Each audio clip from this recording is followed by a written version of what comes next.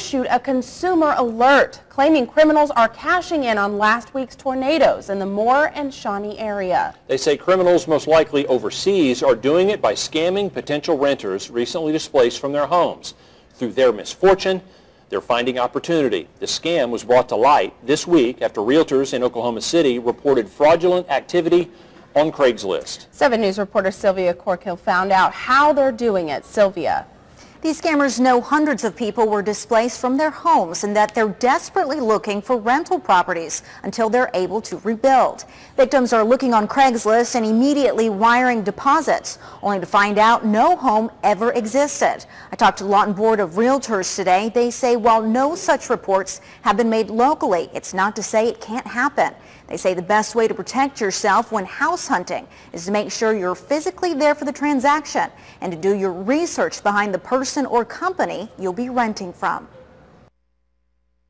These days, you can find just about anything you want on Craigslist. But when looking for a place to live, Lawton Board of Realtors Executive Vice President Edward McCassin says buyer or renter, beware. It's just a matter of common sense. Why would anybody go onto the internet and agree to do something like send their money or a check to somebody they don't know, they never dealt there before, and there's no guarantee that it's a legitimate thing. And even Craigslist warns about doing just that under a link marked scam. Once you click on it, it reads, "Do not rent a house without seeing the interior or physically being there." And that's because McCassin says just because you see it on a computer screen doesn't mean you can believe it. It could be somebody selling a property that they don't own.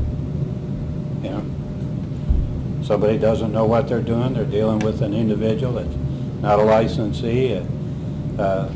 They know that the people are out of town and going to be gone for, like in the winter, down on vacation in Florida for a couple of months, and they decide to sell a house here. You know, they might even show it and do stuff with it, get their money and go. McCassin says going through a realtor or real estate agent may cost more money as opposed to buying from a private owner. But he says if that owner turns out they're not who they say they are, it could come back to bite you. I said it may cost you some money trying to save it. McCassin says another benefit in dealing with a realtor or agent is that they both have laws they're required to abide by. He says a realtor must even subscribe to a strict code of ethics. If they violate them, they can be held accountable and even lose their license. But if you deal privately and aren't happy with the outcome, there's no one to really hold them accountable. Thanks, Sylvia. And the AG's office says they believe the recent homes fraudulently posted to Craigslist were actually houses for sale taken from real estate websites.